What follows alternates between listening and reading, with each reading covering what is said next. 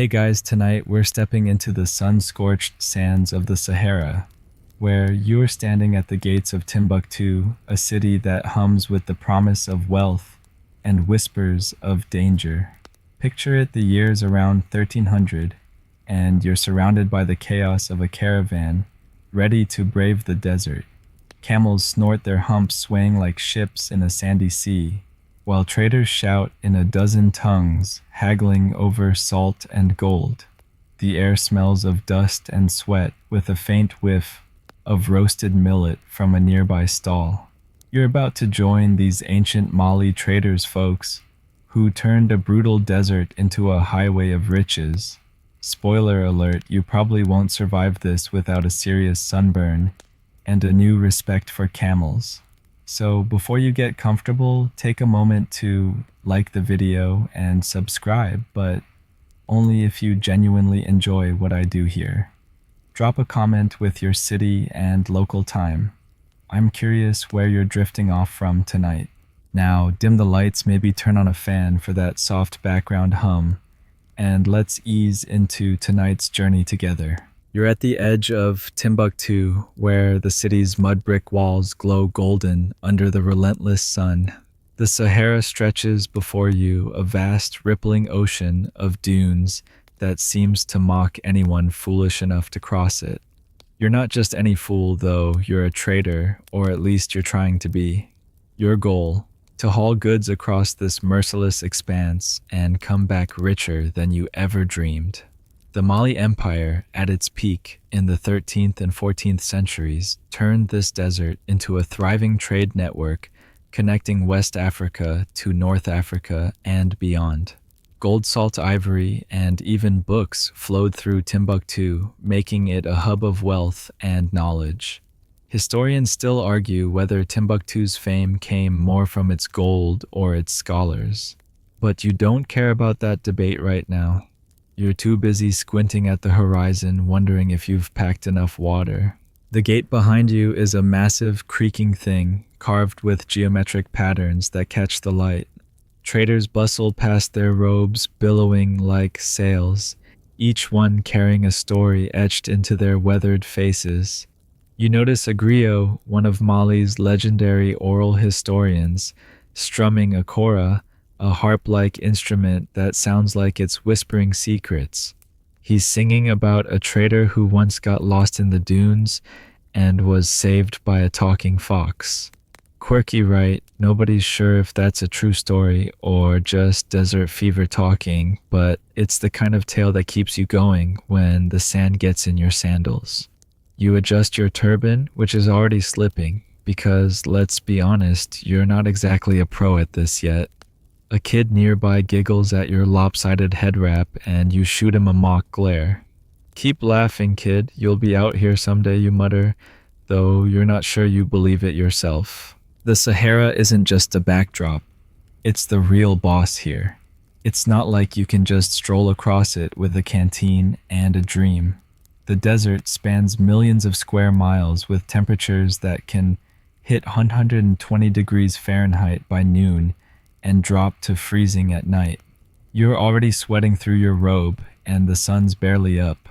Traders like you rely on centuries-old knowledge to survive tricks passed down through generations of Songhai Mandinka and Berber folks who've made this journey before.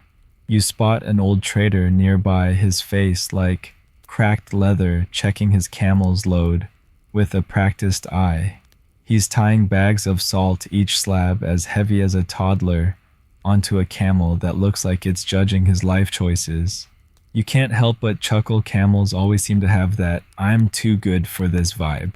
Your own supplies are modest: a few bags of millet, some dried dates, and a small pouch of gold dust you're hoping to trade for a fortune. Gold is Mali's lifeblood, mined from the earth in places like Bambouk and Bouré, then carried north to cities like Fez and Cairo. One mainstream fact sticks with you at its height. The Mali Empire supplied half the world's gold, making it richer than most European kingdoms. Your pouch feels pathetically small compared to that legacy, but it's enough to make you a target for bandits.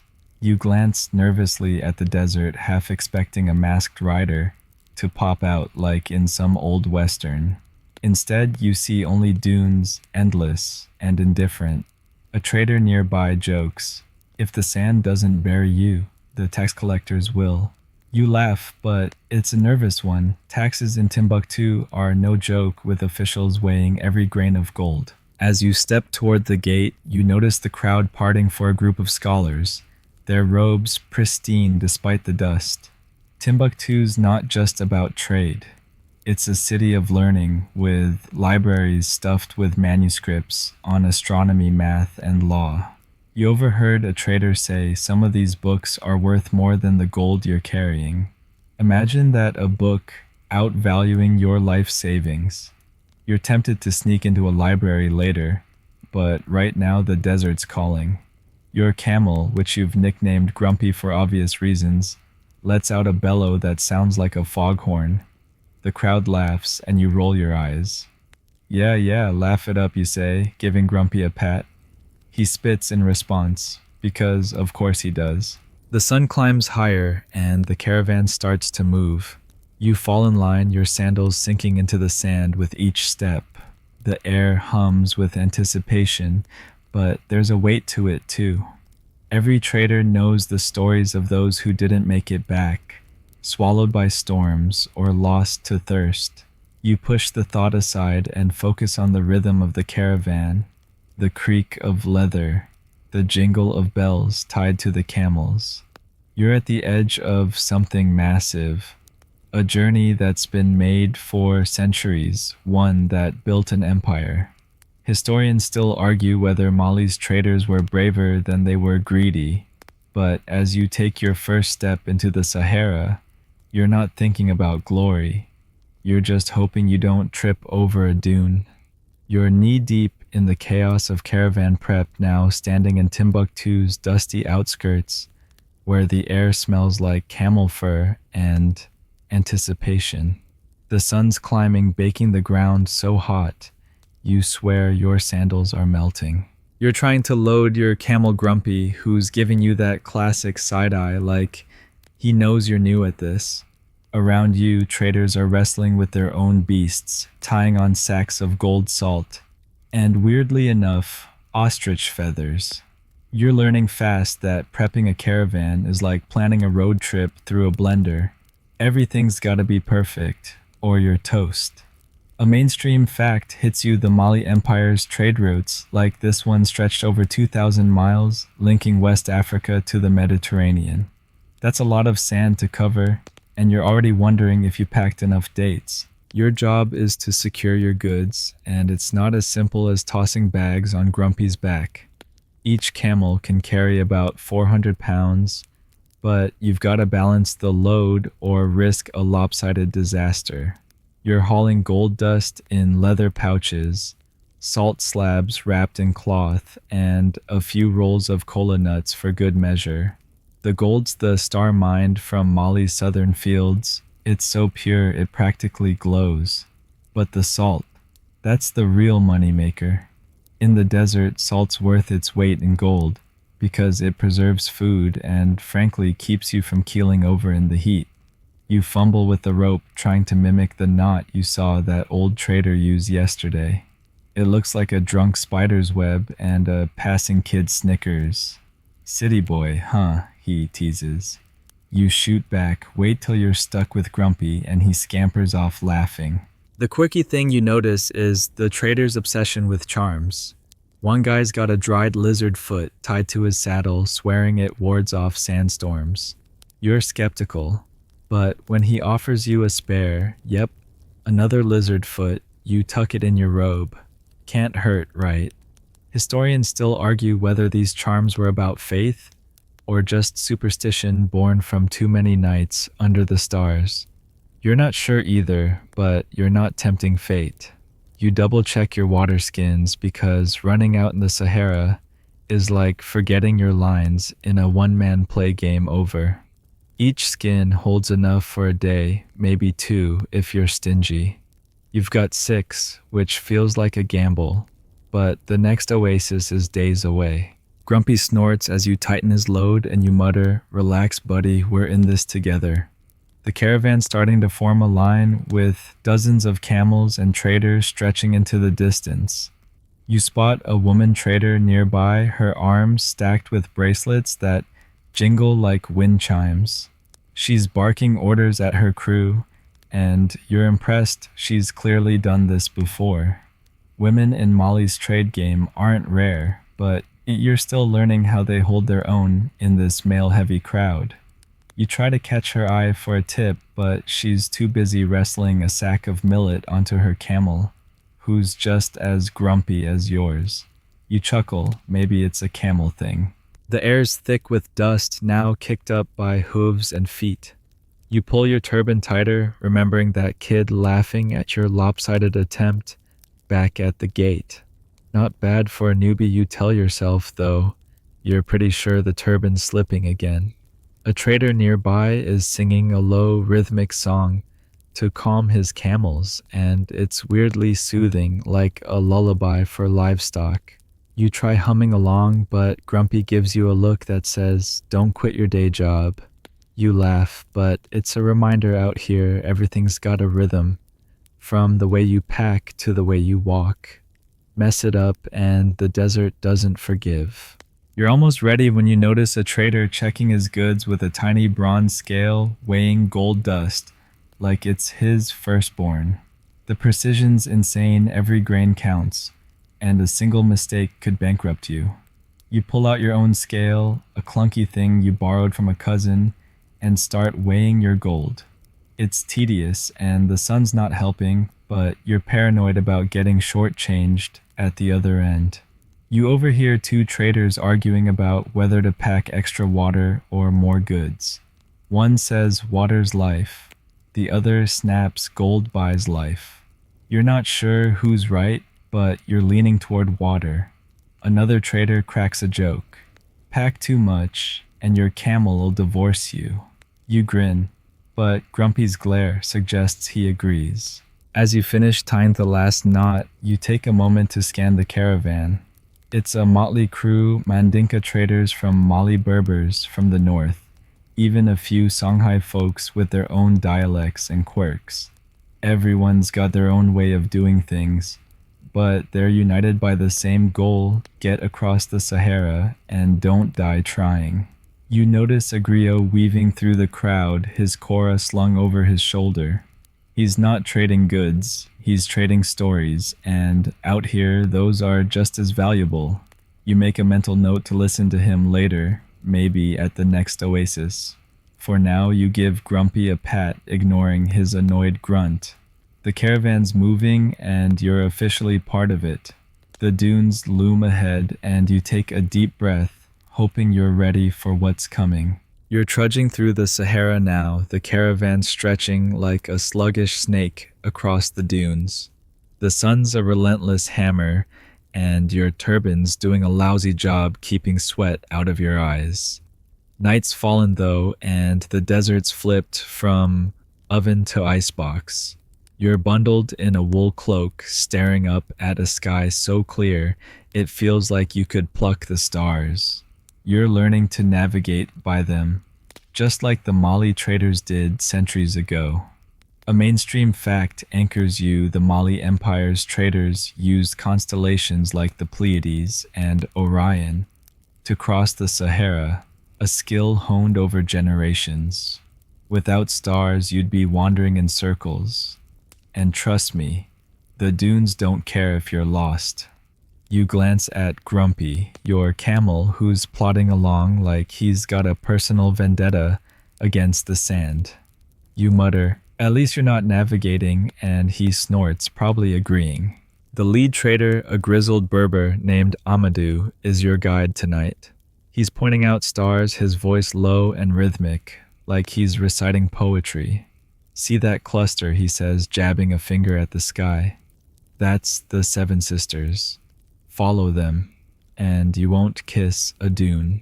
You squint, trying to memorize the pattern, but it's like reading a map in a foreign language. The quirky thing is how traders mix star lore with stories. Amadou swears the Milky Way is the trail of a giant camel who carried the moon to safety. You chuckle, half expecting Grumpy to nod in approval. Historians still argue whether these tales were mnemonic devices or just ways to stay sane in the desert's endless quiet. You're walking beside another trader, a young Songhai woman named Fatu, who's got a knack for spotting constellations even Amadou misses. She's teaching you to find the North Star, which feels like a lifeline in this sea of sand. Keep it on your right, she says, and you'll hit the next oasis. You nod, pretending you've got this, but your mental map's a mess. You're still thinking about that lizard foot charm in your pocket. Yep, the one from the caravan prep. Did it come with the star reading manual? You joke to Fatou. If I get lost, I'm blaming the lizard. She laughs, her bracelets jingling, and says, "Blame your camel first." Grumpy grumbles right on cue, and you both crack up. The caravan moves slowly at night to avoid the daytime heat, and the pace is hypnotic like a lullaby you didn't ask for. Each step kicks up sand that glints under the moonlight, and the air smells faintly of dust and camel breath. You're carrying a small lamp, its flame flickering in a glass case, but the stars are the real light show. You notice traders using a tool called a kamal, a wooden board with a string to measure star angles. It's low-tech but scarily accurate, and you're jealous of how easily Amadou uses it. You try holding one, but it's like trying to solve a Rubik's Cube in the dark. Takes years, Amadou says, smirking. Or a better brain. You roll your eyes, muttering, "Thanks for the pep talk." The desert silence is eerie, broken only by the creak of saddles and the occasional camel bellow. You're starting to get why traders tell stories. It's not just navigation, it's survival. Without something to focus on, the vastness could swallow your sanity. You remember the griot's song back in Timbuktu about the trader saved by a talking fox? You half wish that fox would show up now, maybe with a GPS. Instead, you've got Fatou who's pointing out a faint constellation shaped like a spear. "That's for warriors," she says, but traders claim it too. You nod, feeling a little braver, though you're still checking your water skins every 10 minutes. The cold's creeping into your bones now, and you pull your cloak tighter.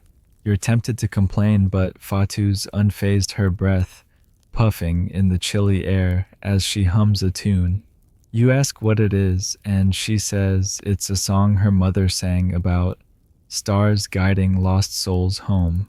It's oddly comforting, like that fan you left running back in your room.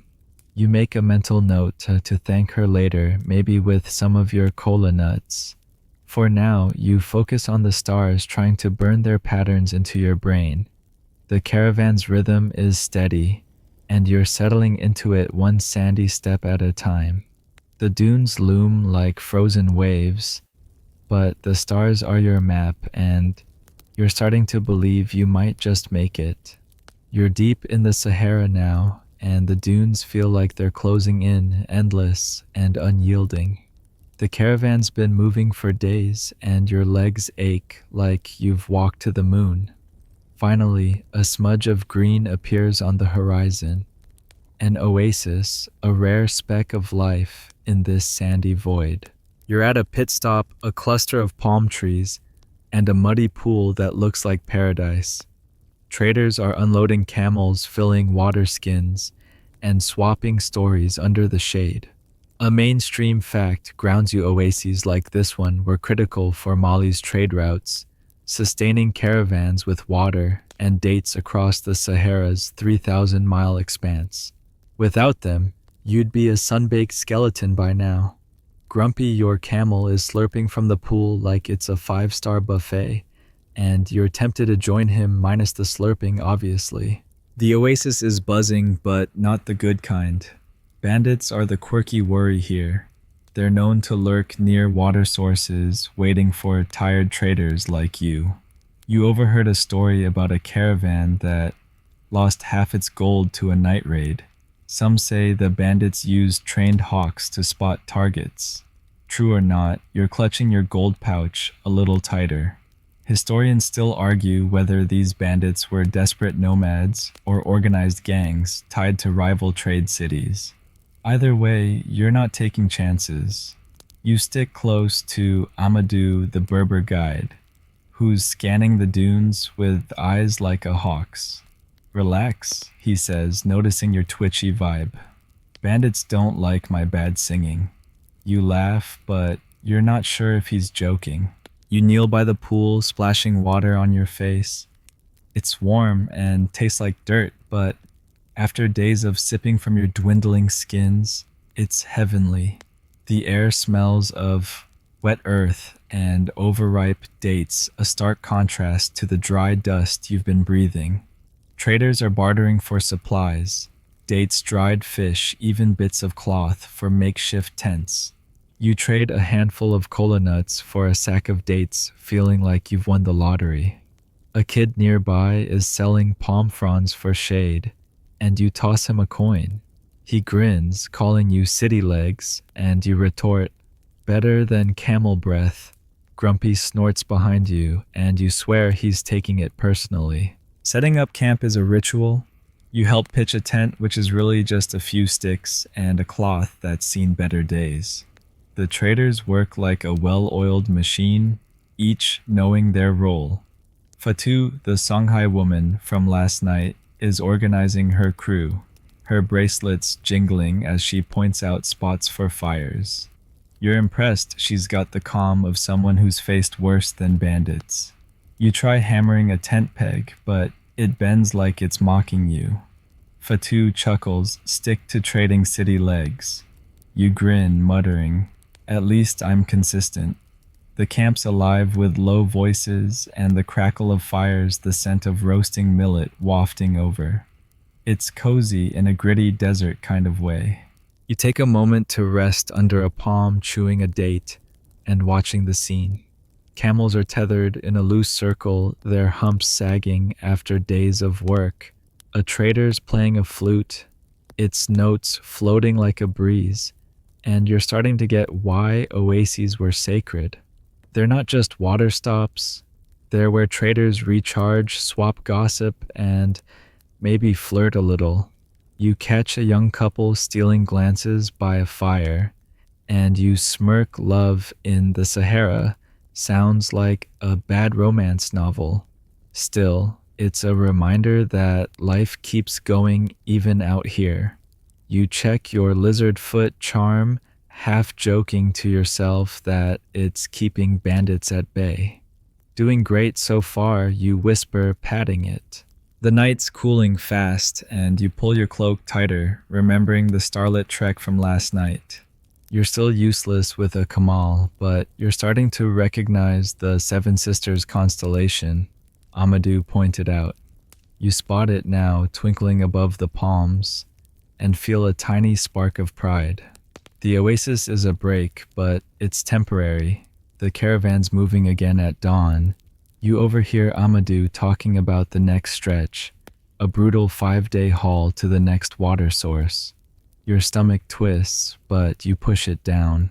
For now, you savor the shade, the water, and the fact that no bandits have shown up.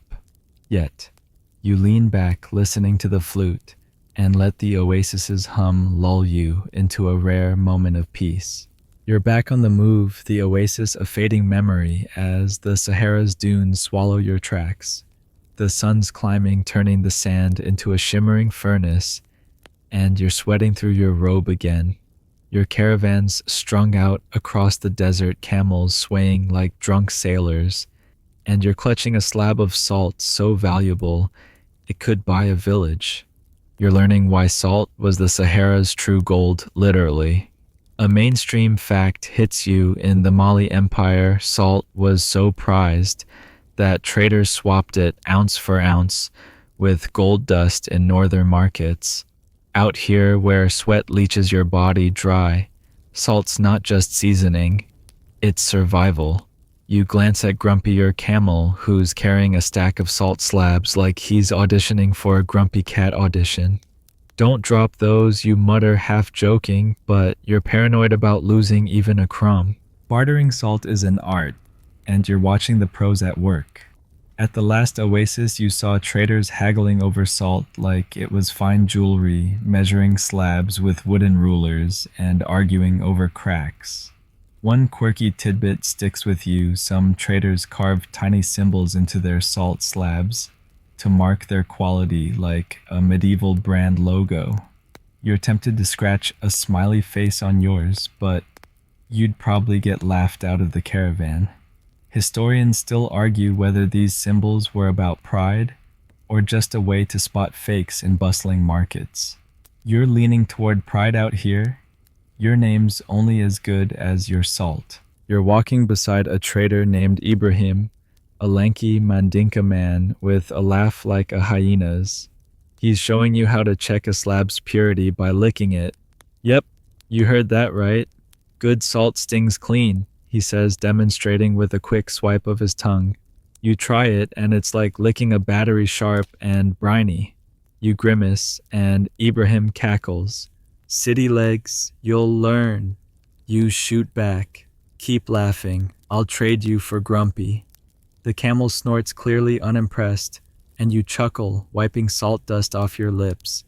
The air's thick with it now, a faint haze that clings to your skin and makes you thirstier than ever. The caravan's rhythm is relentless, each step a negotiation with the sand. You're carrying a small sack of gold dust, but the salt's the real weight, physically and mentally. You've got 3 slabs tied to Grumpy each, about the size of a textbook, and wrapped in coarse cloth. They're from the mines of Tagaza, a hellish place you've only heard stories about, where workers cut salt under a sun so brutal, it's a miracle they survive. You're grateful you're just hauling it, not mining it. Still, the slabs are awkward, and Grumpy's giving you dirty looks every time one shifts. You pat his flank, whispering, "We're in this together, buddy," but he just flicks his tail like he's plotting revenge. You notice Fatu, the Songhai woman from the starlit night, bartering with another trader. She's swapping a salt slab for a bundle of kola nuts, her voice steady but sharp. You're impressed she's got a knack for driving a hard bargain without raising her voice. You try mimicking her, offering a handful of dates to a passing trader for some extra cloth. He squints at you like you've offered him a rock, and you back off muttering, "Fine, keep your fancy rags." Ibrahim overhears and laughs so hard he nearly trips. "Stick to Salt City legs," he says. And you roll your eyes, but you're grinning. The desert's teaching you humility, one snarky comment at a time. The sun's at its peak now, and you're rationing sips from your water skin like they're gold coins. You're starting to understand the salt obsession. Every drop of sweat reminds you why it's worth more than your pouch of gold dust. You remember Amadou's warning about bandits at the oasis, and you're extra careful to keep your salt slabs hidden under Grumpy's saddlebags. The caravan's moving slower now, the heat forcing everyone to pace themselves.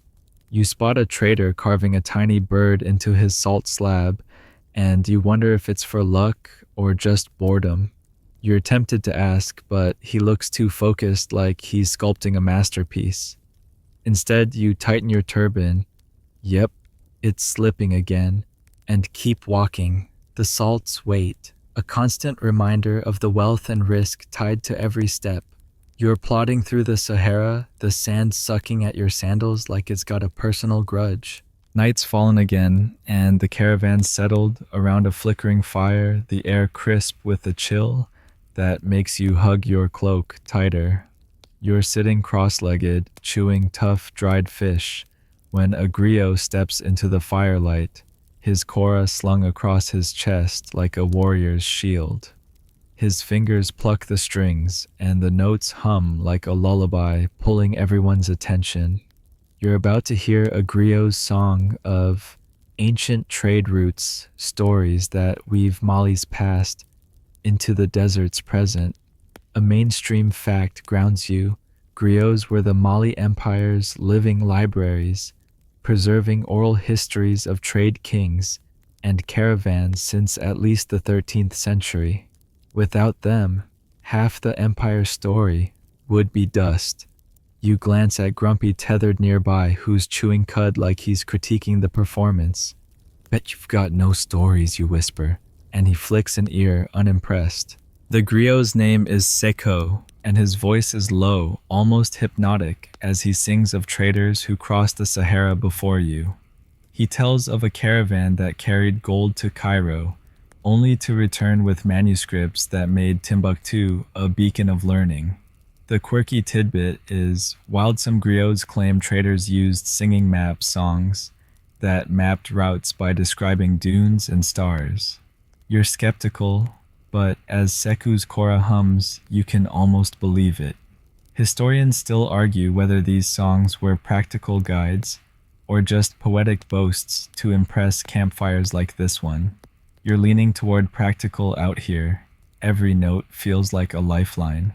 Seko's song shifts to a trader named Diallo, who supposedly outsmarted bandits by hiding gold in hollowed-out salt slabs.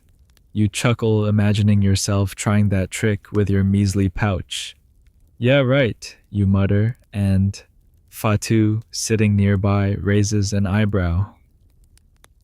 You'd hide it in your turban and lose both. She teases, her bracelets glinting as she tosses you a date. You catch it grinning and retort, at least my turban's a landmark now. The fire pops, sending sparks into the starry sky, and you feel the group's mood soften. The griot's voice is like that fan you've got, humming at home, steady, soothing, pulling you deeper into the story. You lean closer, the sand cool under your palms, as Seko sings of a lost route to Gao, a city east of Timbuktu. The route was legendary, lined with oases that vanished like mirages. You're hooked, picturing yourself dodging dunes to find a forgotten well. The griot's words paint vivid scenes, traders bartering ivory for spices, camels collapsing under gold's weight, and stars guiding the way when all else failed. You remember the Seven Sisters constellation from Amadou's lesson twinkling above like a nod to the story. You're tempted to ask Seku if he knows it, but his song's too mesmerizing to interrupt. Instead, you nibble your date, its sweetness cutting through the fishy aftertaste. The quirky part of the griot's tale is how traders left message stones along routes, rocks carved with symbols to warn of dangers like sinking sands or bandit hideouts. You're dying to find one, though you'd probably trip over it first. You glance at your lizard foot charm still tucked in your robe and wonder if it's got a story Seku could sing. Maybe you're famous, you whisper to it, earning a weird look from Ibrahim, the hyena-laughing trader beside you. Talking to your pocket now, city legs, he says, smirking. You shrug. Better than talking to Grumpy. The camel grunts, and Ibrahim laughs so loud. Seku pauses, shooting you both a mock glare, before diving back into his song. The fire's dying now, and the caravan's quiet, everyone wrapped in blankets against the desert's chill. Seku's kora slows his voice, fading into a soft chant about traders who became legends. You're starting to drift the rhythm of his words, blending with the creak of camel saddles and the faint howl of a distant jackal. You think of Timbuktu's gates, where this all started, and the salt slabs tied to Grumpy's back. The griot's song feels like a thread tying you to those traders, their struggles, their triumphs. You're not just crossing a desert, you're walking their story. Seku finishes, and the silence feels heavy but warm. You pull your cloak tighter, ready for sleep, the stars above whispering their own tales. The Sahara's endless dunes stretch around you, the sand glowing faintly under a crescent moon. You're plodding along with the caravan, your sandals sinking with every step, and Grumpy, your camel, is your reluctant partner, in this desert slog. Tonight, you're learning to bond with him, because out here, a good camel isn't just transport, it's your lifeline. A mainstream fact anchors you: camels were the backbone of Mali's trade routes, carrying up to 400 pounds across the Sahara for weeks without water. Grumpy's hump is looking a bit saggy, and you're starting to respect his stubborn grit. You pat his flank, muttering, "You're tougher than me, buddy," but he just grunts, probably thinking you're stating the obvious. Bonding with a camel isn't like petting a dog, it's a negotiation. Grumpy's got a personality bigger than the dunes, and he's not shy about showing it. You're trying to mimic Amadou the Berber guide, who seems to have a secret camel whispering trick. He's humming a low tune to his camel, a shaggy beast named Zainab, who actually looks happy. You try humming to Grumpy, but he swings his head like you've insulted his ancestors.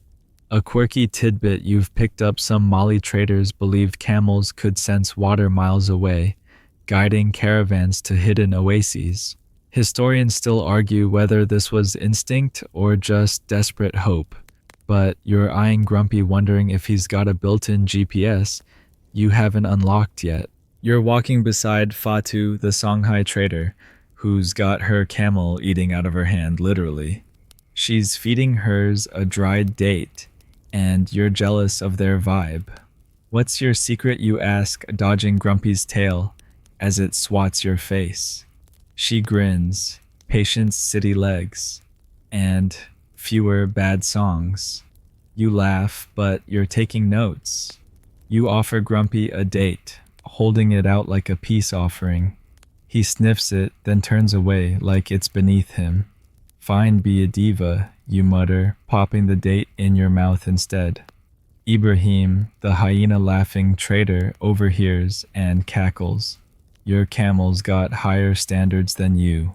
You roll your eyes, but you're smiling. Dessert humor's growing on you. The caravan's moving slowly, the night air sharp and cold. You're learning to read Grumpy's moods.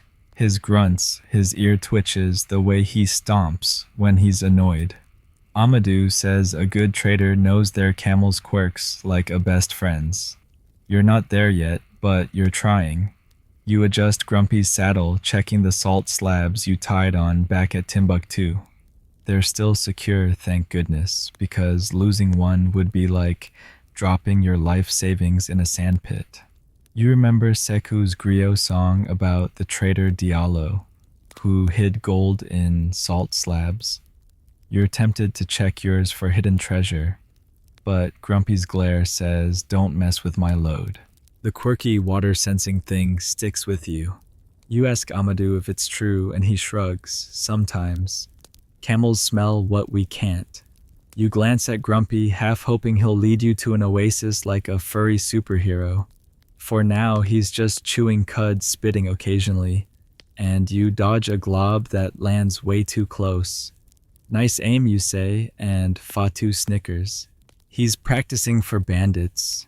You laugh, but you're keeping an eye on the dunes, remembering the Oasis bandit stories. The lizard foot charm in your pocket feels like a flimsy defense, but you pat it anyway, whispering, "Keep up the good work." You're starting to get Grumpy's rhythm matching your steps to his swaying gait. It's hypnotic, like the kora music from Sekou's firelit tale. The stars are out again, the seven sisters winking like old friends, and you're grateful for Amadou's star lessons.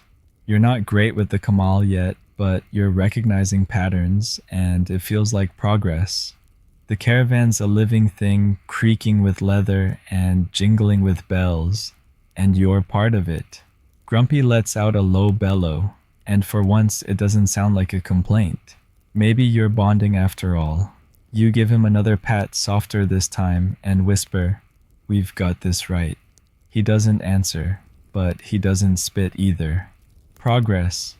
You're trudging through the Sahara, the caravan a lifeline in the endless sand, when the air turns thick and gritty. A sandstorm's brewing, and it's not the gentle breeze you'd hoped for. The sky's gone from clear to a sickly yellow, and the wind's howling like it's got a personal score to settle.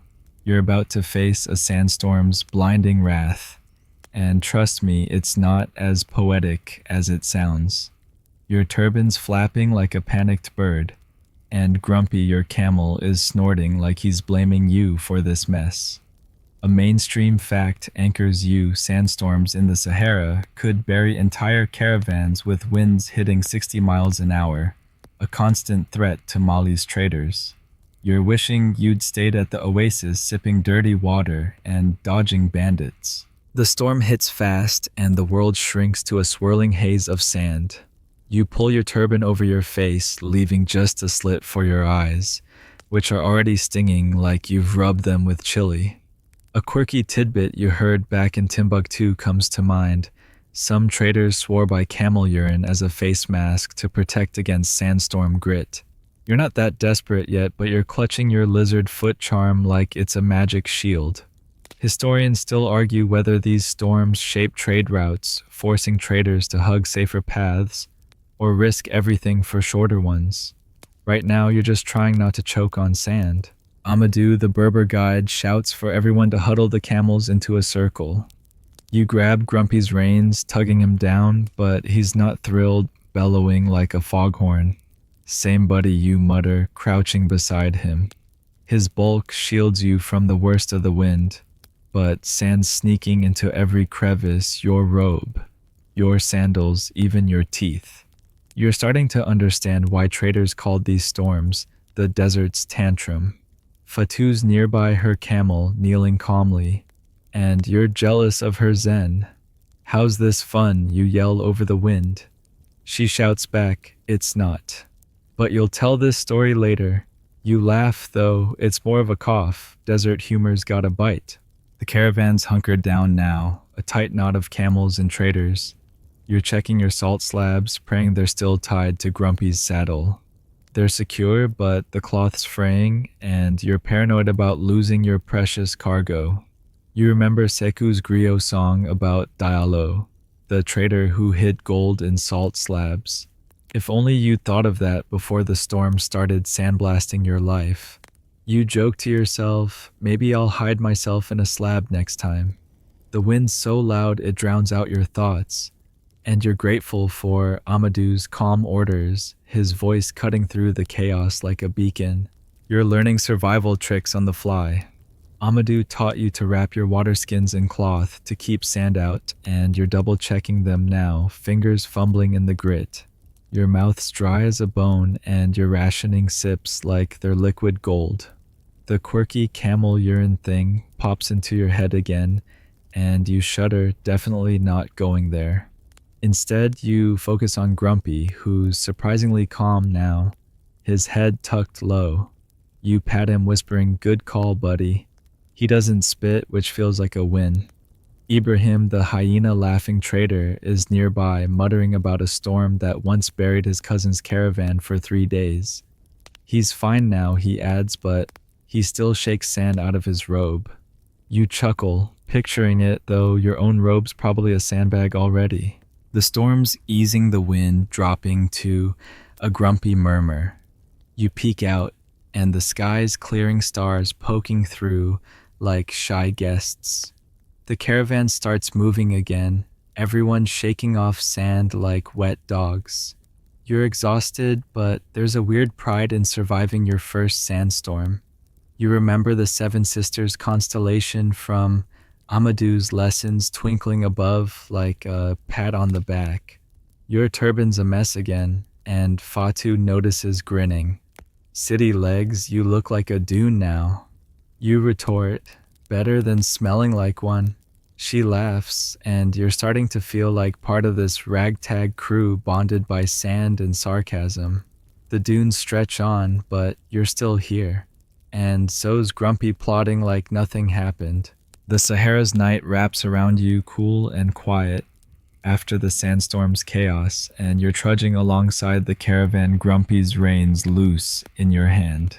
You've reached a temporary camp, a flat stretch of sand where traders are setting up for a rare trade meet under the stars. You're about to negotiate with Berber traders in moonlit tents, their voices sharp and their eyes sharper. The air smells of smoked meat and burning charcoal, with a hint of something spicy, maybe cumin wafting from a nearby fire. A mainstream fact grounds you. Berber traders were key to Mali's trade network, acting as middlemen who linked West African gold and salt to North African markets like Fez and Marrakesh. Without them, your gold pouch would be worthless. Grumpy snorts, probably sensing your nerves, and you mutter, "Easy, buddy, we're just here to haggle." The Berber tents are low woven from goat hair and staked into the sand like stubborn plants. Inside one, a trader named Youssef sits cross-legged, his robe embroidered with threads that catch the firelight. He's inspecting your salt slabs, his fingers tracing the edges like he's reading a book. You're nervous, those slabs are your ticket to a profit, and Youssef's reputation for tough deals precedes him. A quirky tidbit you picked up: Berber traders sometimes sealed deals with a shared sip of mint tea, believing it brought good faith. You're hoping for a cup, but Youssef's too busy squinting at your salt. Historians still argue whether these tea rituals were about trust or just a way to stall and size up the other guy. You're betting on both, especially with Youssef's poker face. You offer a salt slab, trying to channel Fatu's calm confidence from the oasis. "Prime quality," you say, pointing to the slab's smooth surface.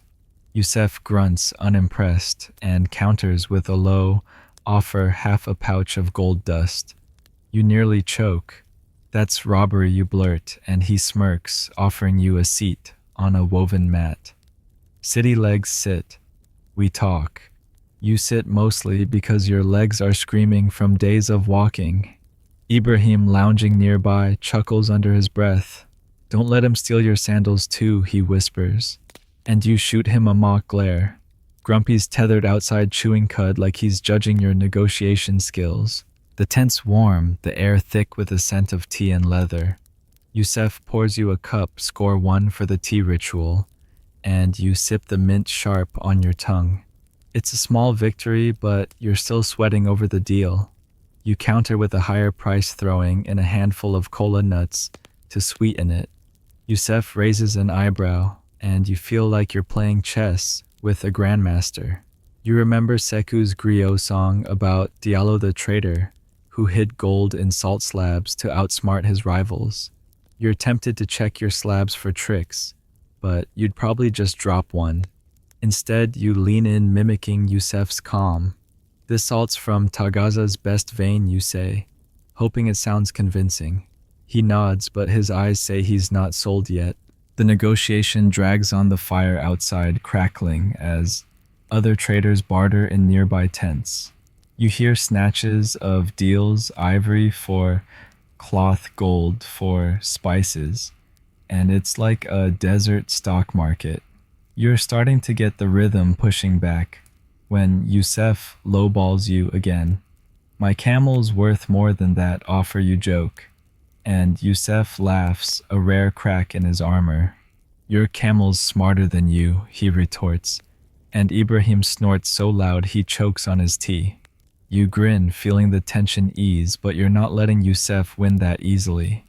You point out a tiny bird carved into your salt slab, probably from that trader back at the oasis, and say it's a mark of quality.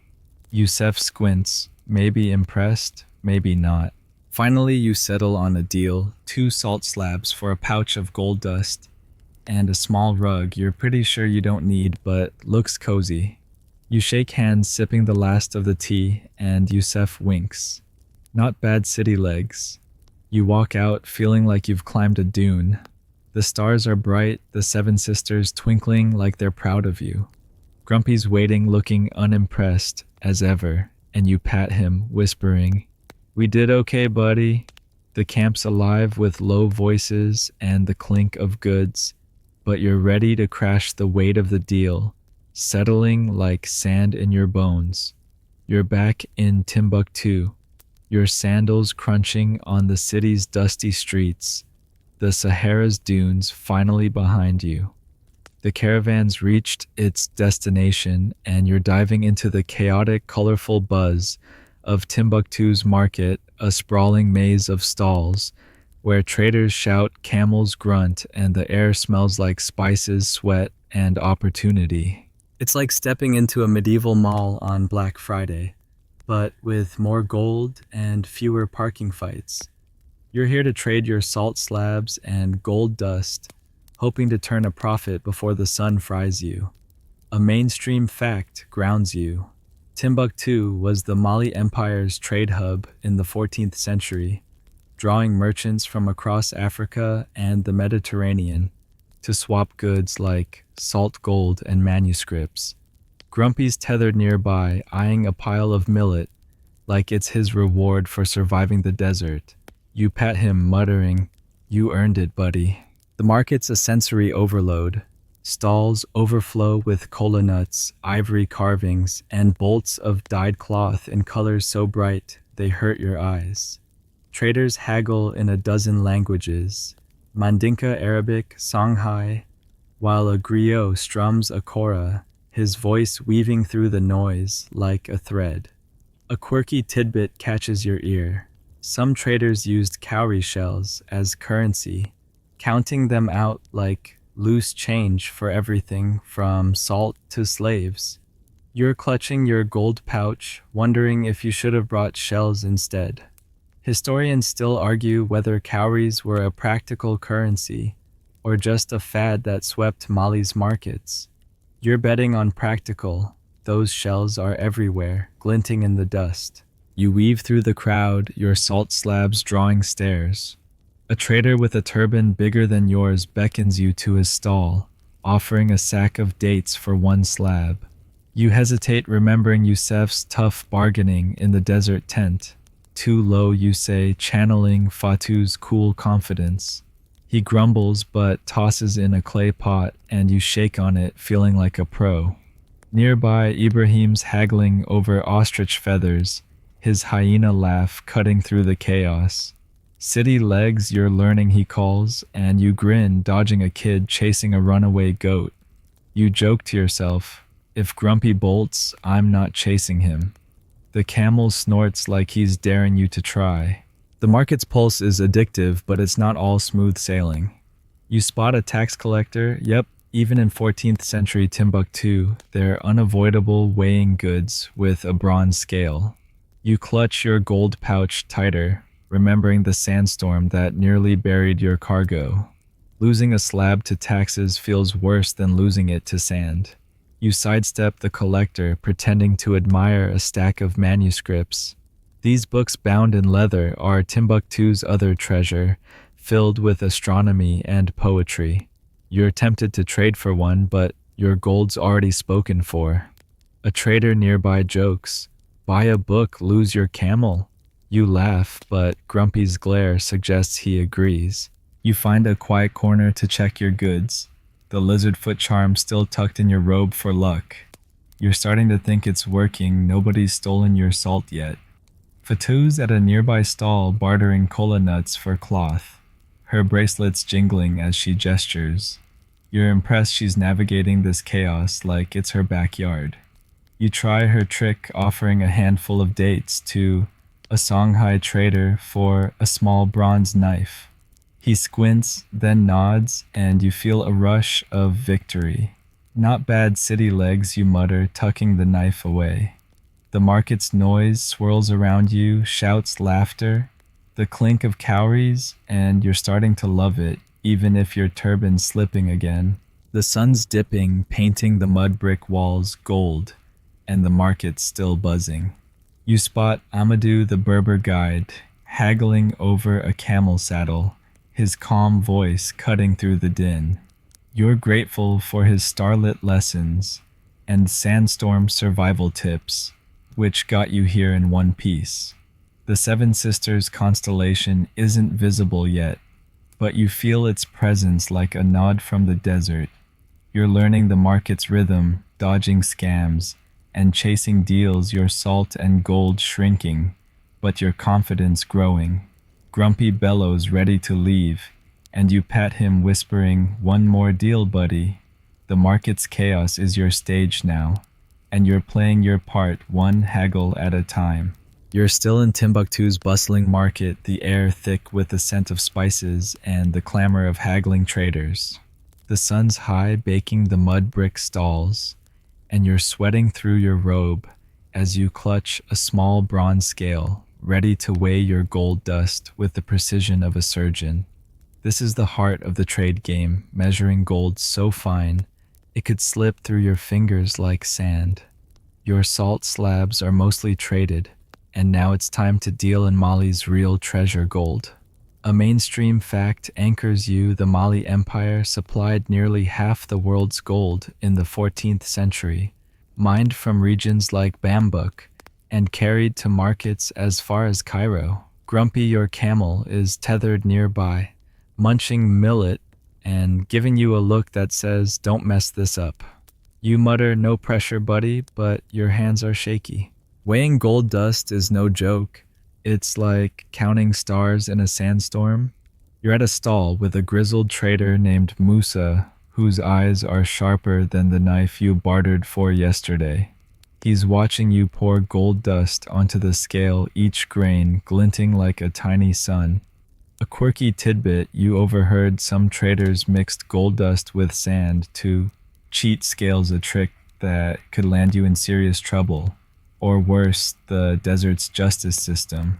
You're keeping it honest, but you double-check every pinch, paranoid about scams.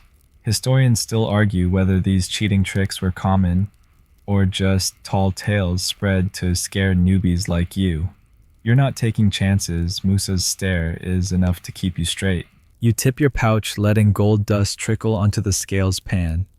The balance wobbles, and your heart's in your throat. Steady, Musa grunts, adjusting a weight the size of a pebble. You're aiming to trade for a bolt of dyed cloth blue as the night sky, and maybe some cola nuts for the road back. The scale's needle settles, and Musa nods, but you're not celebrating yet. You've seen traders lose fortunes over a misweighed grain. You remember Youssef the Berber in the moonlit tent and his tea-sipping deal-making. No tea here, just Musa's intense gaze and the market's roar. You joke to yourself, "If I mess this up, I'm blaming Grumpy's bad vibes." The camel snorts like he heard you. The market's chaos swirls around you, shouts, clinking cowrie shells, a distant chora's hum. You spot Fatu nearby, weighing her own gold with a confidence you envy. Her scale's fancier than yours, and she's chatting up her buyer like they're old friends. You're learning, but you're still a rookie. You adjust your turban, slipping again, and focus on the scale. Musa offers a price, and it's decent, but you channel Fatu's cool and push for more. "This gold's from Bambuk's best," you say, hoping you sound convincing. Musa raises an eyebrow, and Ibrahim, lounging nearby, chuckles. "City legs, you're bold," he says. You grin, but you're sweating literally and figuratively. The deal's close, but you're paranoid about the scale's accuracy. You remember Sekou's griot song about Diallo, who hid gold in salt slabs to avoid trouble. You're not that clever, but you wish you were. Instead, you double-check the weights, earning a nod from Musa. "Careful's good," he says, and you feel a spark of pride.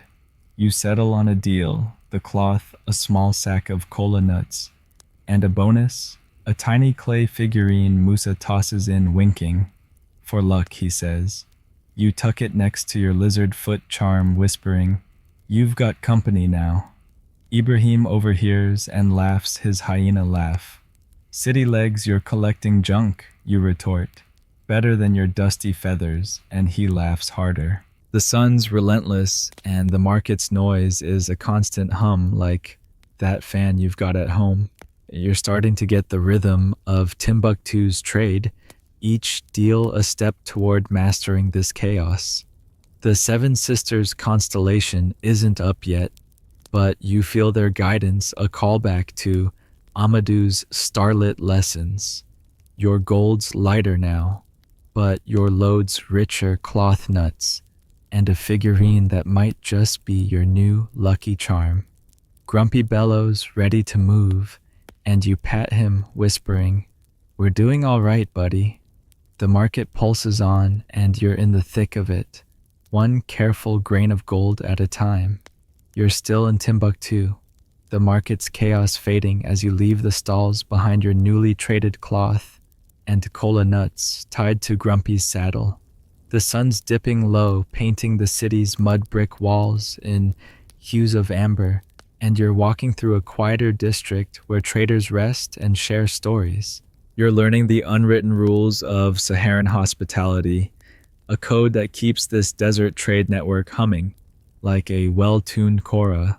It's not just about gold and salt. It's about trust shared meals and knowing when to offer a stranger your last date.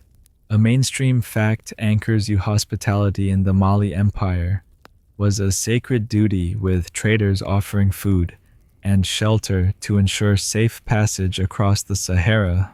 Grumpy snorts, probably thinking he deserves a 5-star tent. You pat him, whispering, "You're lucky I don't trade you for a bed." You're invited to a trader's home, a modest mud brick compound with a courtyard where a fire crackles under a pot of millet stew. The host, a wiry Mandinka trader named Kofi, greets you with a warm smile and a bowl of water to wash your hands. The air smells of roasted peanuts and smoke, and you're grateful for a moment off your feet. A quirky tidbit: you've picked up some traders carried hospitality tokens, small carved beads, given to guests as a promise of future welcome. Kofi hands you one, a smooth wooden bead, etched with a tiny camel. You tuck it next to your lizard foot charm and clay figurine, feeling like your pocket's turning into a museum. Historians still argue whether these tokens were symbolic or a practical way to track alliances across trade routes. You're betting on both. Kofi's grin suggests he expects you back. You sit on a woven mat, sipping sour tamarind juice that makes your lips pucker. Kofi's family bustles around, offering you stew and flatbread so warm it burns your fingers. You're learning the rules: always eat with your right hand, never refuse a second helping, and compliment the cook even if the stew's saltier than your slabs. You break the bread, joking, "This is better than Grumpy's attitude." Fatou, who's joined you, laughs, her bracelets jingling. "Your camel's got no manners," she says, and you retort, "He learned from me." The courtyard fills with laughter, and you feel the warmth of this code out here. Sharing food builds bonds stronger than any deal in the market. The hospitality code isn't just about meals. It's about survival. Kofi tells you about traders who've sheltered stranded caravans, sharing water when their own skins were low. You're humbled, remembering how you rationed your water like a miser in the sandstorm. You ask Kofi how he decides who to trust, and he taps the bead in your hand. "This says you're family now," he says. You're not sure if he's serious, but you nod, touched. You think of Sekou's griot song about Diallo, who relied on hospitality to survive a lost route. You're starting to see how these unwritten rules kept the Sahara's trade alive, like threads in a tapestry. The fire's glow lights up Kofi's face as he shares a story about a trader who broke the code, refusing shelter to a weary caravan. Word spread, and he was shunned from markets as far as Gao. You wince, imagining yourself blacklisted for a bad call. "Tough crowd," you mutter, and Fatou smirks, "Desert's tougher." You laugh, but you're taking mental notes. Share your dates, don't hog the stew, and maybe don't joke about Grumpy's manners in front of Kofi's camel-loving wife. She's feeding Grumpy a handful of millet, and he's actually behaving. You whisper to him, "Traitor," but you're grinning. He's earned a break. The night's cooling, and the courtyard's filled with soft chatter and the crackle of the fire. You're starting to feel the rhythm of this hospitality, like the Seven Sisters constellation guiding you through the desert's dark. Your turban's still slipping. Some things never change, but you're more at ease, the bead in your pocket, a reminder of this moment. Ibrahim's not here, but you can almost hear his hyena laugh, calling you city legs for getting sentimental. You lean back, savoring the stew's warmth, and realize you're not just a trader passing through, you're part of something bigger, a network held together by kindness as much as gold. You're back on the move, leaving Timbuktu's lively market and Kofi's warm courtyard behind the Sahara's dunes, once again your endless companion. The sun's climbing, painting the sand gold, and you're trudging beside Grumpy, your camel, whose hump sways like it's mocking your sore feet. You're tracing the ancient trade routes of the Mali Empire paths that stretch from Timbuktu to Djenné and beyond, etched into the desert by centuries of traders. You're thinking about their origins, how these routes turned a scattering of villages into an empire's arteries. A mainstream fact grounds you. The Mali Empire's trade routes, established by the 13th century, linked West African cities like Djenné and Gao to North African markets, carrying gold, salt, and ideas across thousands of miles. Grumpy snorts, probably unimpressed by history lessons, and you mutter, "You're just jealous. You don't have a route named after you." These roots didn't just appear, they were born from necessity and nerve. You're walking a path that started with early Mandinka traders who braved the Sahara long before Timbuktu was a name anyone cared about. Djenné, a city south of here, was a hub even older than Timbuktu, its mud brick mosque a beacon for traders. You picture it bustling markets, scholars debating, and camels like Grumpy hauling goods under the same relentless sun. A quirky tidbit you heard from a griot sticks with you. Early traders marked routes with piles of stones called desert signposts, some still standing today. You're scanning the dunes for one half, hoping to spot a weathered cairn. Historians still argue whether these signposts were for navigation or sacred markers to appease desert spirits. You're leaning toward navigation, but out here you're not ruling out spirits. You're walking beside Fatu, the Songhai trader, who's humming a tune that sounds like Seku's Kora song from the campfire. She points to a faint ridge in the distance, saying it's part of an old route to Djenné. "My grandmother traded there," she says, her voice soft but proud. You're impressed. Her family's been at this for generations, while you're still tripping over your own sandals. You ask if she's seen a signpost, and she laughs. "You'll trip over one before you see it, city legs." You grin, retorting, "Better than Grumpy tripping over me." The camel grumbles, and you swear he's rolling his eyes. You pat him, whispering, "Don't start, buddy." The caravan's rhythm is steady, the creak of saddles and jingle of bells, blending with the crunch of sand underfoot. You're carrying lighter now, having traded most of your salt slabs in Timbuktu, but your gold pouch and new cloth are secure on Grumpy's back. You think of Kofi's hospitality bead tucked in your robe, beside the lizard foot charm and clay figurine.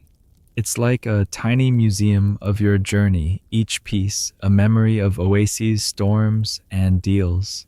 You're starting to understand how these routes shaped Mali, connecting not just cities but people, Mandinka, Songhai, Berber, all bound by trade. You joke to yourself, maybe I'll start my own route, the Grumpy Express. Fatu overhears and snickers. Good luck getting him to move faster. The sun's brutal, and you're sipping sparingly from your water skin, remembering the oasis's muddy pool. With longing, you're learning the routes weren't just paths, but lifelines planned around water and shade. Amadou the Berber guide is up ahead checking his Kamal against the horizon. You're still useless with it, but you spot the Seven Sisters constellation in your mind's eye, a callback to his starlit lessons. The routes relied on such knowledge, and you're grateful for it, even if your turban's slipping again. A trader nearby is muttering about a shortcut to Jenne that cuts a day but risks bandits. You're sticking to the main path. Bandits are worse than sandstorms, and you've had enough of those. The desert stretches on, but you're starting to feel its pulse, the way these ancient roots carried wealth and stories. You think of Seku's song about Diallo, who navigated these paths with nothing but cunning and stars. You're no Diallo, but you're here walking the same sand, breathing the same dust. Grumpy bellows, and you pat him, saying, "We're part of history, buddy." He doesn't care, but you do, and that's enough for now. The dunes roll on, and you keep pace one sandy step at a time.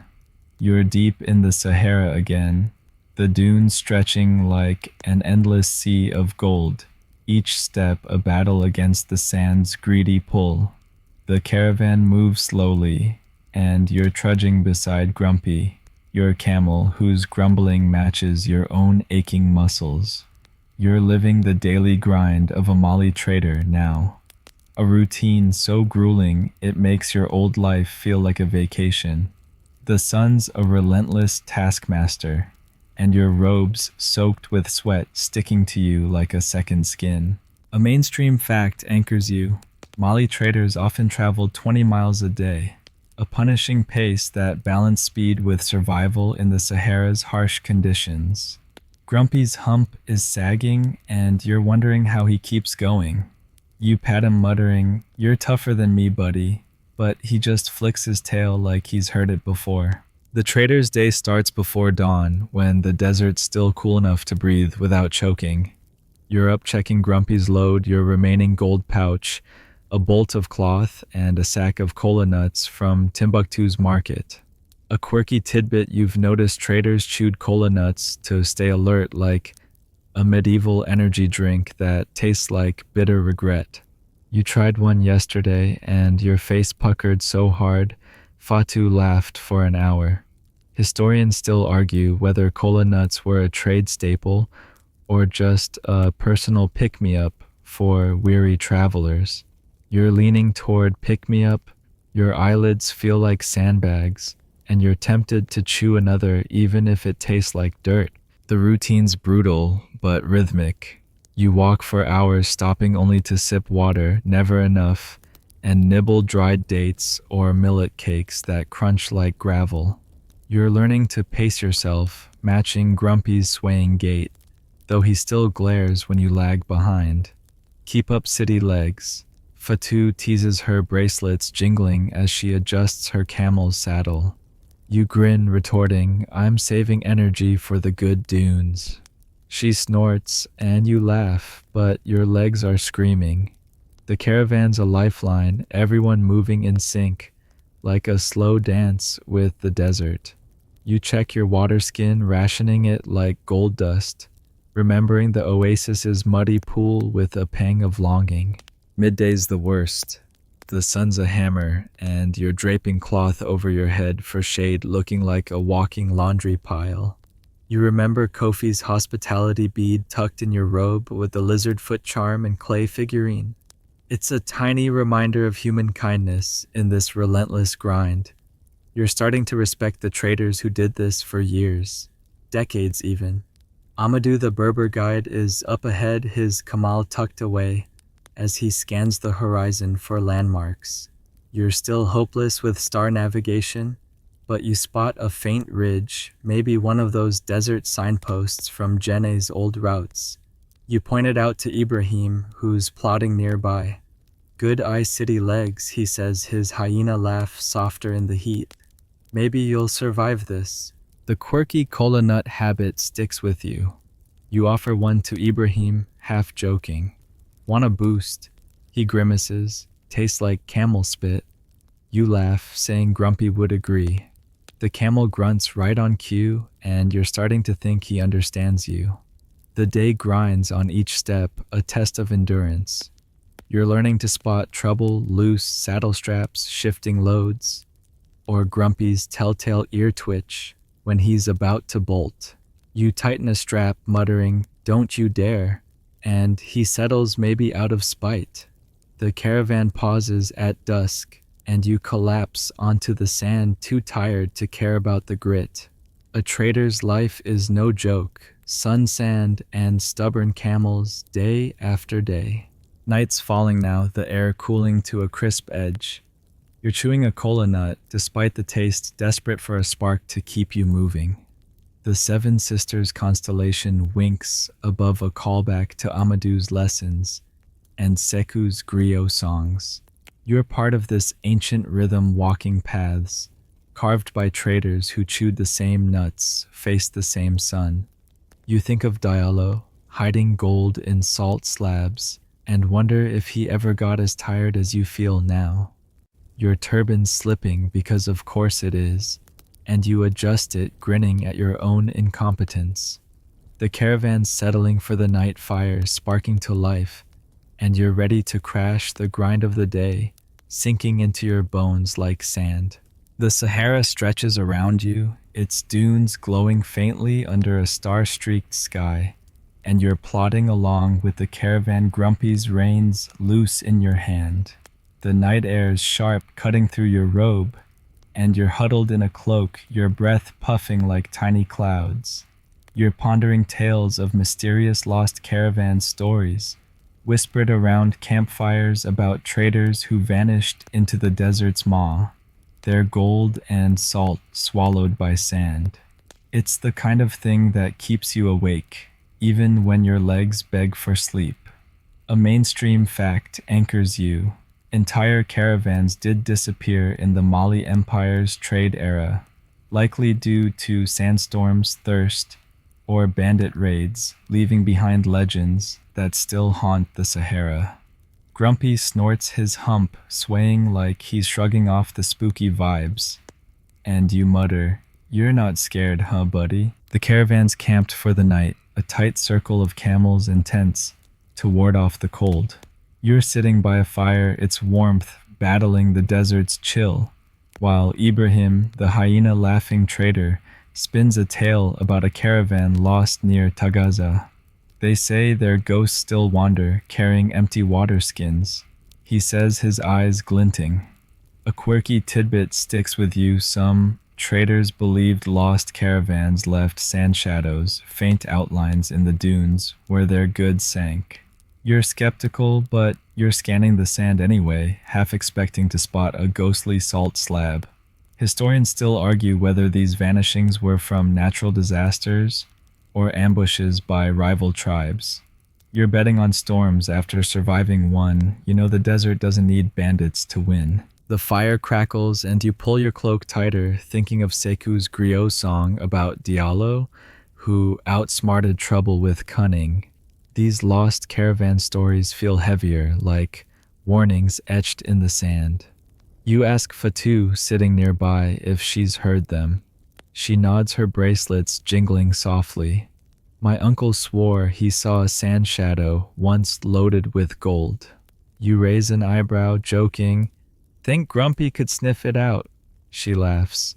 Your camel's too lazy for treasure hunts. Grumpy grumbles, and you chuckle, patting him. Don't listen to her, buddy. The story's got you spooked, though, and you're double-checking your water skins, remembering the oasis's muddy pool like it was a 5-star spa. The tales keep coming. Ibrahim leans in, lowering his voice, about a caravan that vanished near a cursed dune called the Swallower. Supposedly, it moved at night, burying traders in their sleep. You're not sure if he's pulling your leg, but the desert's vastness makes anything feel possible. You think of the desert signposts from Janae's routes, wondering if a lost caravan missed one and paid the price. You're tempted to ask Amadou, the Berber guide, but he's busy checking his Kamal, his face calm as ever. You're still useless with star navigation, but the Seven Sisters constellation above feels like a friend guiding you through these eerie tales. You're chewing a cola nut. Yep, still tastes like regret to stay alert. The caravan's quiet, save for the fire's pop and a distant jackal's howl. You're starting to see why traders told these stories. They're a way to process the fear, to make sense of a desert that doesn't care if you live or die. Your lizard foot charm hospitality bead and clay figurine are snug in your robe, and you pat them, whispering, "Keep the ghosts away, okay?" Ibrahim overhears and laughs. "City legs, you're scared of shadows now," you retort. "Better than your cousin's 3-day sand bath." He cackles and the tension eases, but you're still glancing at the dunes, half expecting a spectral camel to stroll by. The night's deep now, and the caravan's settling blankets pulled tight against the cold. You're exhausted, the grind of the trader's life weighing heavier with these tales. You think of Kofi's courtyard, the warmth of his stew, and how far away that feels. The lost caravans remind you how fragile this journey is. One wrong step, one bad storm, and you're a story for the next griot. Grumpy's dozing his head low, and you envy his calm. You lean back, the fire's glow fading, and let the stars anchor you. The Sahara's full of mysteries, but you're still here, one step closer to the end of this path. You're plodding through the Sahara's endless dunes again, the sand crunching under your sandals, the sun a relentless weight on your shoulders. The caravan's rhythm is familiar now, a steady sway of camels and creaking saddles, with Grumpy your camel grumbling like he's got a personal vendetta against the desert.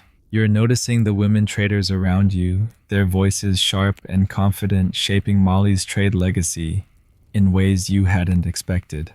Fatu the Songhai trader is up ahead, her bracelets glinting as she adjusts her camel's load.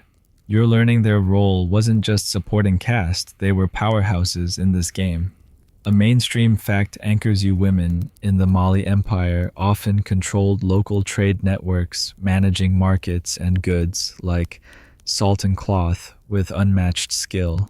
Grumpy snorts, probably unimpressed, and you mutter, "You could learn from them, buddy." Fatu's leading a small group, her camel loaded with kola nuts and dyed cloth she traded in Timbuktu. You're impressed she's been haggling, navigating, and keeping her crew in line, all while you're still wrestling with your turban. A quirky tidbit: you picked up some women traders wore special anklets engraved with trade symbols as a badge of their status. You spot one on Fatu glinting under her robe, and it's like a medieval power suit. Historians still argue whether these anklets were purely decorative or a way to signal authority in male-heavy caravans. You're betting on authority. Fatu's got a presence that makes even Amadou the Berber guide listen up. You fall in step beside her, curious about her story.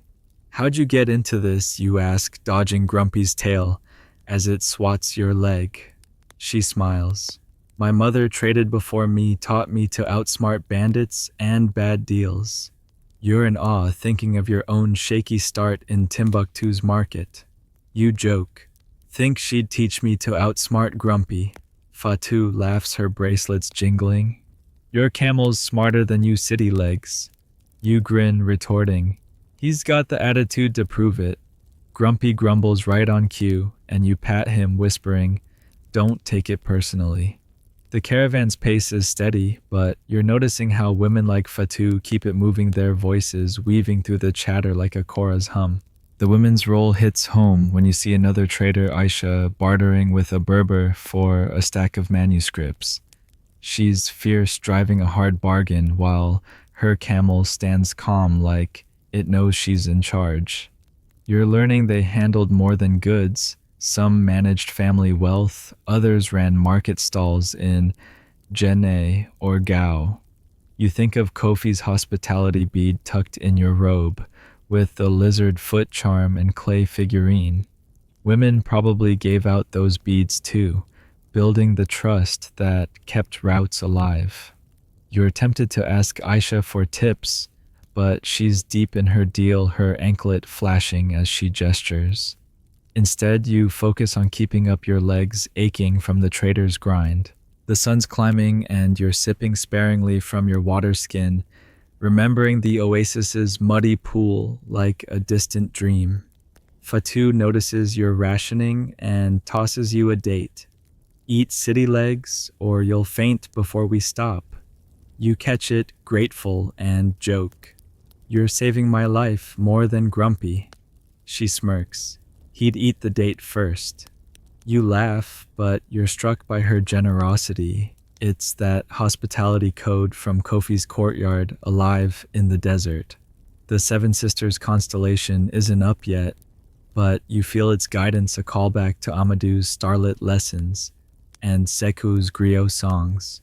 Women like Fatu and Aisha are part of that story, their strength woven into Mali's trade legacy.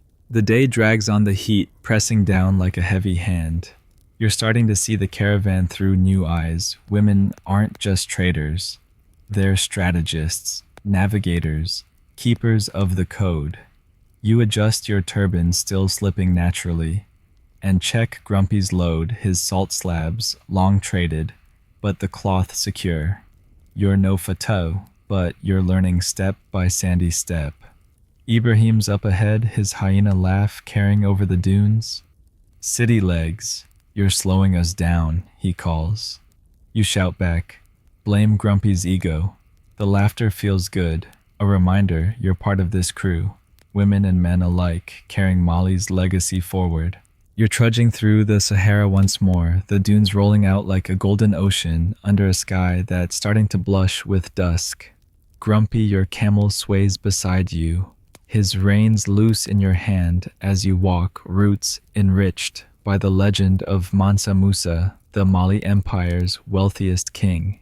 His shadow looms large, even out here in the desert's vast emptiness, where every step feels like a nod to his legacy. The air's cooling, carrying a faint scent of dust and dried millet, and you're feeling the weight of this journey, sore feet, a lighter gold pouch, but a heart full of stories. A mainstream fact anchors you. Mansa Musa's 1324 pilgrimage to Mecca flooded Cairo's markets with so much gold, it crashed their economy for years. Grumpy snorts, probably thinking he'd rather have the gold than your dusty cloth. You pat him, muttering, "You'd just eat it, buddy." Mansa Musa's wealth wasn't just gold, it was influence. These routes you're walking from Timbuktu to Jenny and beyond thrived because of his patronage. He built mosques, libraries, and markets, turning Mali into a beacon of trade and learning. You're picturing his caravan, thousands strong, crossing this same desert with camels loaded to the brim. A quirky tidbit you heard from a griot sticks with you. Musa's caravan supposedly included a camel that carried nothing but a golden stool just to flex his status. You glance at Grumpy, joking to yourself, "You're not getting a gold stool, diva."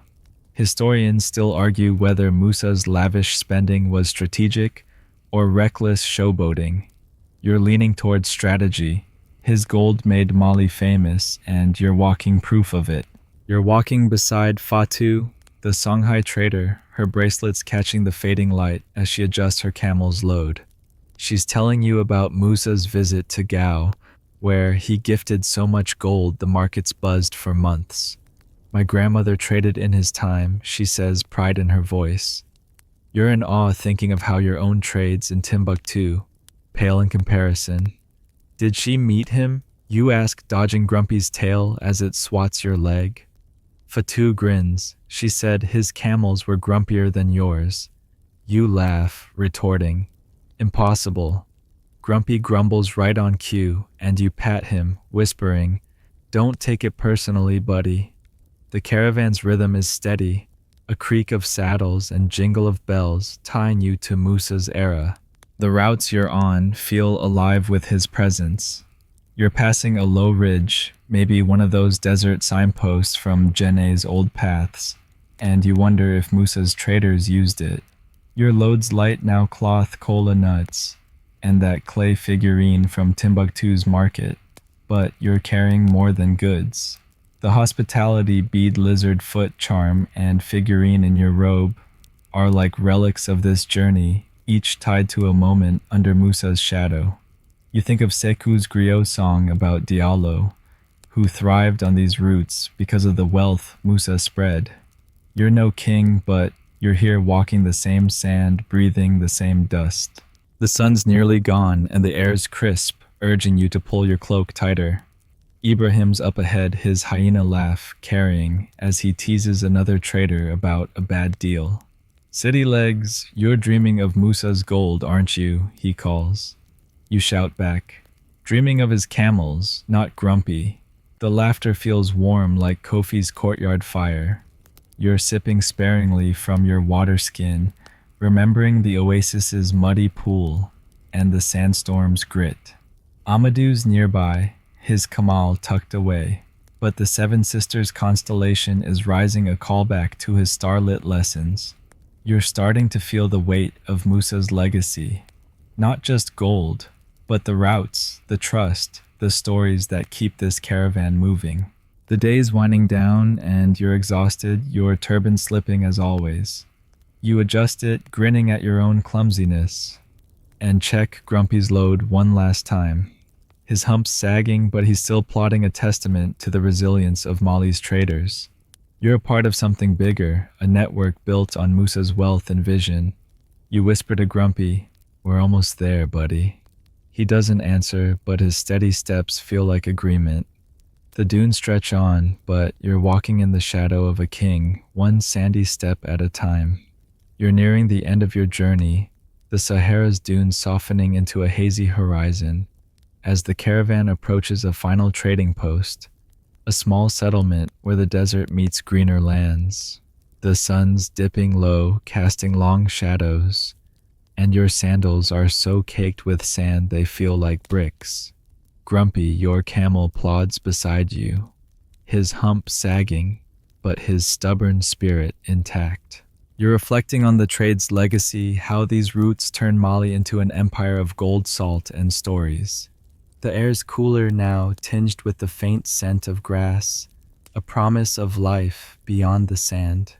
A mainstream fact anchors you, the Mali Empire's trade routes, active from the 13th to 15th centuries, not only built wealth but spread culture, religion, and knowledge across Africa and beyond. You pat Grumpy, whispering, "We made it, buddy," and he snorts, probably thinking he did all the work. This settlement is no Timbuktu, but it's alive with traders unloading goods, their voices mingling with the clink of cowrie shells and the bleat of goats. You're unloading your own hall-dyed cloth cola nuts, and that clay figurine you've kept for luck. A quirky tidbit sticks with you. Some traders left small offerings like beads or shells at journey's end to thank the desert for safe passage. You're tempted to leave your lizard foot charm, but you tuck it back in your robe next to Kofi's hospitality bead and the figurine. Historians still argue whether these offerings were spiritual or just a way to mark the end of a grueling trek. You're leaning towards spiritual. The Sahara feels alive, like it's watching you. You're bartering one last time, trading your cloth for a sack of millet and a woven basket that smells faintly of cedar. The trader, a grizzled Songhai woman named Mariam, eyes your goods with a nod. "Good journey, city legs," she says. And you grin, surprised she knows Fatu's nickname for you. "Blame Grumpy," you joke, pointing to your camel who's chewing millet like he's earned it. Mariam laughs, and you feel a pang of pride. You're part of this world now, not just a rookie stumbling through Timbuktu's gates. You think of Sekou's griot song about Diallo, who turned salt into gold, and Mansa Musa's shadow stretching across these routes. You're no legend, but you've walked their paths. The caravans dispersing traders heading to homes or new routes. You spot Fatu, her bracelets glinting as she packs her camel for the next leg. "You surviving city legs," she calls. You laugh, barely thanks to you. She tosses you a cola nut and you catch it, grimacing at the bitter memory. Ibrahim's nearby, his hyena laugh echoing as he teases a young trader about a bad deal. You're going to miss this crew, their sarcasm and stories like the sand shadows and lost caravans that kept you awake at night. The Seven Sisters constellation is rising a callback to Amadou's lessons, and you feel its quiet guidance tying you to every trader who's walked this sand. You're exhausted, your turban slipping as always, but you're not ready to let go of this journey. The trade's legacy isn't just gold or salt, it's the people, the roots, the unwritten codes that kept you alive. You check Grumpy's saddle one last time, his load light, but his attitude heavy. "We did good, buddy," you whisper, and he doesn't spit, which feels like a win. The settlement's fires glow, and you sit chewing a date, letting the journey settle in your bones. You're part of Molly's story now, a thread in its tapestry, woven with sand stars and stubborn camels. The air grows softer now, the desert's edge blurring into a gentle haze as the fires dim. You're sitting by Grumpy, his slow breaths, a steady rhythm, like the hum of that fan you love back home. The stars above are bright, the Seven Sisters winking like old friends, and the world feels quieter, slower, as if the Sahara itself is exhaling. You pull your cloak around you, the weight of your journey oases sandstorms, markets fading into a warm glow. Your pocket holds the lizard foot charm Kofi's bead, the clay figurine, each a tiny piece of this story. They're not just trinkets, they're anchors tying you to the traders who walked before. The night wraps you like a blanket, and you're safe drifting on the edge of sleep. Let the dunes fade, let the stars hum. You're home in this moment, carried gently into dreams.